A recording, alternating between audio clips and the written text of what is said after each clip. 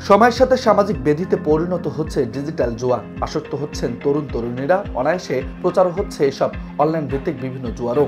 দেশের একটি সংবাদপত্রের প্রতিবেদন বলছে, অনলাইন ক্যাসিনোতে 3 মাসে রংপুর শীর্ষে, রাজশাহীর অবস্থান দ্বিতীয়।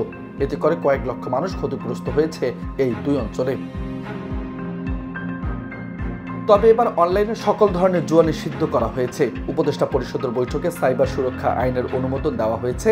আইন মন্ত্রণালয়ের ভেটিং শেষে এ সপ্তাহে আইনটি চূড়ান্ত হবে বলে জানিয়েছে উপদেষ্টা আসিফ নজরুল।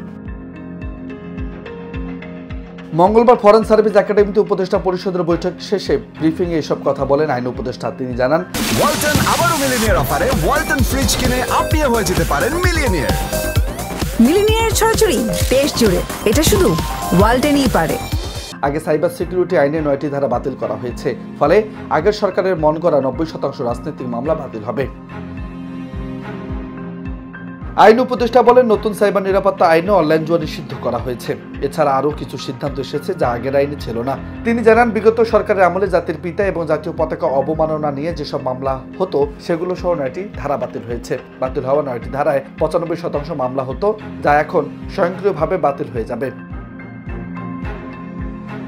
আইন উপদেষ্টা আরো বলেন, 3টা আইনের অনুমোদন হয়েছে উপদেষ্টা পরিষদের বৈঠকে। সীমানা পুনর্নির্ধারণ আইনের খসড়া অনুমোদন, সিভিল প্রসিকিউটর কোড পিসিবি আইনের অনুমোদন।